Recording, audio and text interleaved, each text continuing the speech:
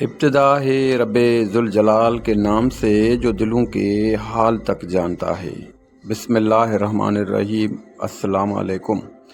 آگاہی دنیا چینل کے پلیٹ فارم سے اقوال زریں سیگمنٹ میں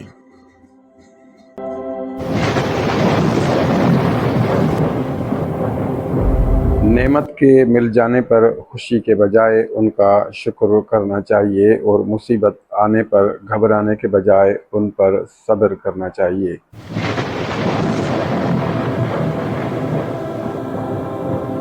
زندگی اگر آسان ہوتی تو ہمیں کبھی بھی پتہ نہ چلتا کہ صبر کیا ہے، دعا کیا ہے، امید کیا ہے اور حوصلہ کیا ہے، لگن کیا ہے، مشکل کیا ہے، مدد کیا ہے، بھروسہ، رکاوٹ، دوستی، محبت اور سارے رشتے کیا ہیں۔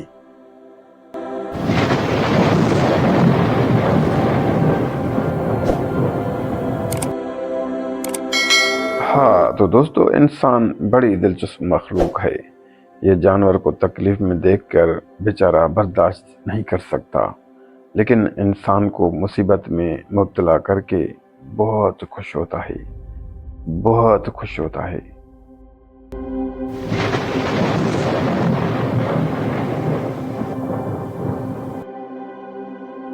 ہاں جی دوستو دولت کی اصل خوبی یہ ہے کہ وہ انسان کے پاس ہمیشہ نہیں رہتی، اور اگر رہ جائے تو انسان نہیں رہتا۔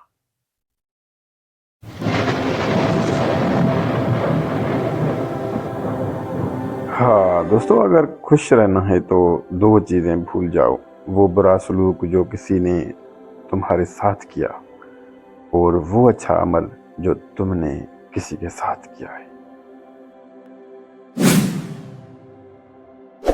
ہاں دوستو، 5 چیزوں میں کبھی بھی شرم محسوس نہ کریں: اپنے غریب دوست سے، بوڑھے والدین سے، پرانے کپڑوں میں، سادہ زندگی میں اور سوال کرنے میں۔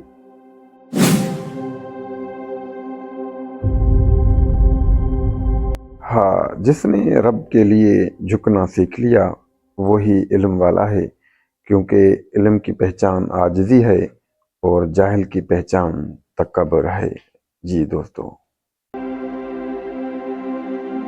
بہت ہی بات غور طلب ہے۔ عقل، شعور، سوجھ بوجھ رکھنے والے لوگوں کے لیے جس طرح ایک محدود بیج لاتعداد درختوں کے سلسلے پیدا کر سکتا ہے، اسی طرح انسان کا ایک محدود عمل لامحدود نتائج پیدا کر سکتا ہے۔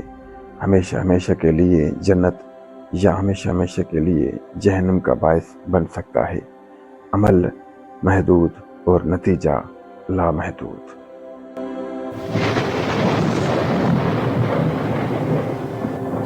حضرت علی کرم اللہ وجہ کا قول ہے کہ نعمتوں کی شکر گزاری اللہ کی عذابوں سے بچانے کا بہت بڑا ذریعہ ہے۔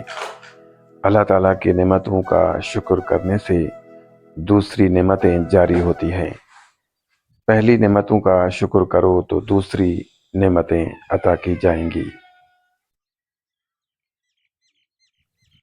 حضرت علی کرم اللہ وجہ کا قول ہے کہ نعمتوں کے شکر کرنے سے دنیا میں آنے والے کئی الہی عذاب ٹل جاتے ہیں۔